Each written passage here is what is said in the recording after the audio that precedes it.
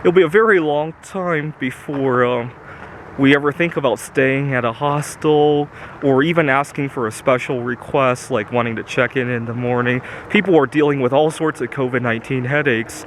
They don't want to listen to stuff like that, right? And I would feel pretty guilty about asking about that when there are other pressing issues going on, right?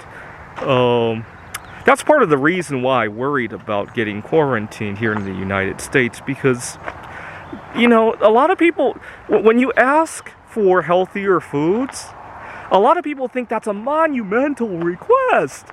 And I don't want to be holding up some of these resources when there are people who are actually dying of COVID-19, like actual COVID-19 stuff, right? Pneumonia, or brain damage, or even some of the other side-related deaths, right? The alcoholism or suicides that are plaguing people who are in despair, right?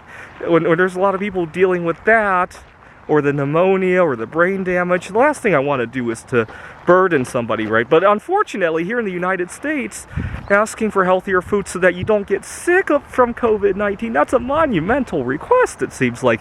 In a lot of other countries, it's not. It's just my experience. Just my experience. I've traveled quite a bit. When I go to the restaurant and I make requests, it goes a whole lot better in a lot of other places compared to here in the United States. I was in Canada 5 years ago for a backgammon tournament, and you see, one of my favorite things to do, it was around the time of Valentine's Day, and even when I'm not dating anybody, I still go out on Valentine's Day. And here in the US, I get really atrocious service sometimes because people assume that because I'm single, I'm not going to tip very well, or they assume I'm just there to cause trouble. Who knows? There's a lot of stereotyping around singles. Sometimes, depending on what I'm doing, I sometimes try to hide the fact that I'm single. Anyways, so I go to Vancouver, BC to go to this backgammon tournament, and I go to a sushi restaurant, and I actually get pretty good service. And the waiter seemed to accept the fact that you can go out and have fun by yourself. Here in the US, that's a very foreign concept, it seems like.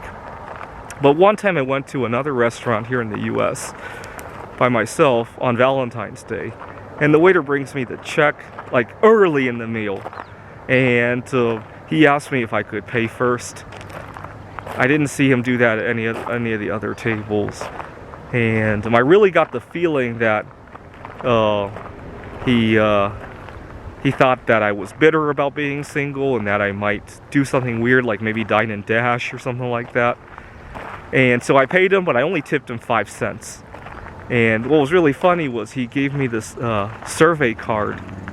How was the service and all that? And I filled out the food was pretty good, but he needs to accept people for their choices in life. At the bottom of the survey, it said, "Thank you." And I crossed out the thank and I wrote "fuck" to make it "fuck you." I don't know.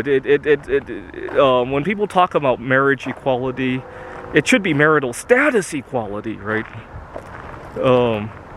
Anyway, but now looking back at it, even though I was upset about being stereotyped, at least I had the luxury of going out to be stereotyped, right? I couldn't do that for many months here in 2020, right? Anyways, I encourage you to think about what you're doing today that might be bothersome, and to think how you'll look back at it, right? Like how that helicopter was flying overhead, and in the past I would have cussed at it. I might have even cussed at the camera, or maybe even destroyed the camera. But now that I have the perspective of what it's like to look back at bad events, it doesn't seem so bad anymore, right? Thanks for watching.